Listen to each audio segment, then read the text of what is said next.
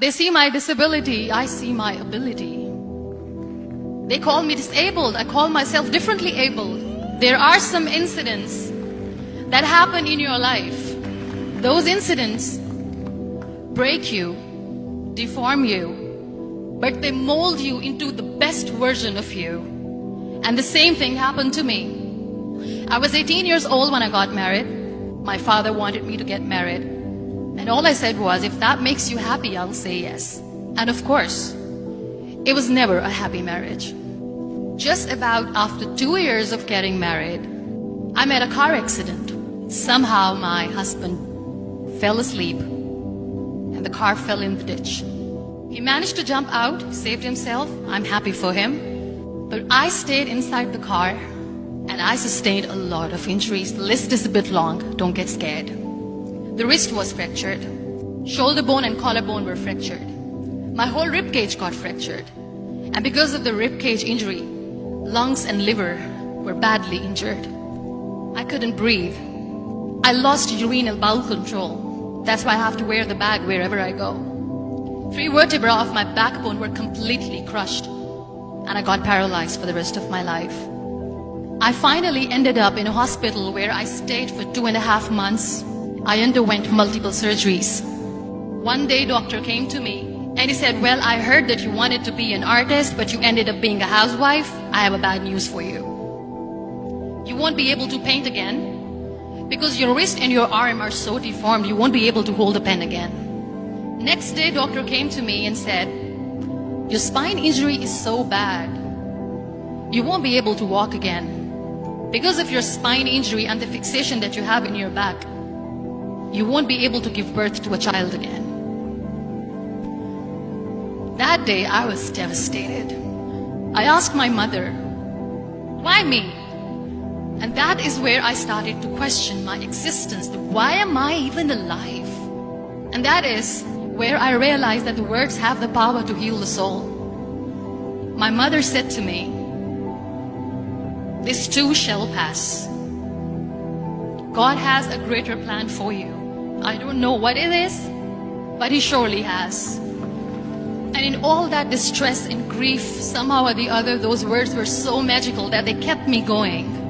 One day I asked my brothers, I know I have a deformed hand, but I'm tired of looking at these white walls in the hospital and wearing these white scrubs. I'm getting tired of this. I want to add more colors to my life. I want to do something. Bring me some colors. Bring me some small canvas. I want to paint. So the very first painting I made was on my deathbed, where I painted for the very first time. It was not just an art piece or just my passion. It was my therapy. And then I was discharged and I went back home. And I went back home and I realized that I have developed a lot of pressure ulcers on my back and on my hip bone. I was unable to sit. There were a lot of infections in my body, a lot of allergies. So doctors wanted me to lie down on the bed straight for not 6 months, for not 1 year, for 2 years. I was bedridden, confined in that one room, looking outside the window, listening to the birds chirping, and thinking maybe there will be a time when we'll be going out with the family and enjoying the nature. That was the time where I realized how lucky people are. That is the time where I realized that the day I'm going to sit, I'm going to share this pain with everyone to make them realize how blessed they are, and they don't even consider them lucky. That day I decided that I'm going to fight my fears. We all have fears. Fear of unknown, fear of losing people, fear of losing health, money. We want to excel in career, we want to become famous, we want to get money. We are scared all the time. So I wrote down one by one all those fears. And I decided that I'm going to overcome these fears one at a time. Do you know what was my biggest fear? Divorce. I was trying to cling on to this person who didn't want me anymore, but I said no. I have to make it work. But the day I decided that this is nothing but my fear, I liberated myself by setting him free. And I made myself emotionally so strong that the day I got the news that he's getting married, I sent him a text that I'm so happy for you and I wish you all the best. And he knows that I pray for him today.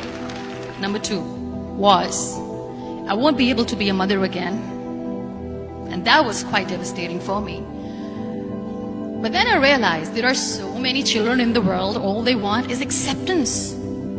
So there is no point of crying, just go and adopt one. And that's what I did. People think that they will not be accepted by the people because we, in the world of perfect people, are imperfects. So I decided that instead of starting an NGO for disability awareness, which I know will not help anyone, I started to appear more in public. I started to paint. I decided that I'm going to join the national TV of Pakistan as an anchor person. And I've been doing a lot of shows for the last 3 years. I became the National Goodwill Ambassador for UN Women Pakistan, and now I speak for the rights of women, children. We talk about inclusion, diversity, gender equality, which is a must. Every time I go in public, I always smile. It's always a big toothy smile on my face, and people ask me, don't you get tired of smiling all the time? What's the secret? I always say one thing, that I have stopped worrying about the things that I have lost, the people that I have lost. Things and people who were meant to be with me are with me.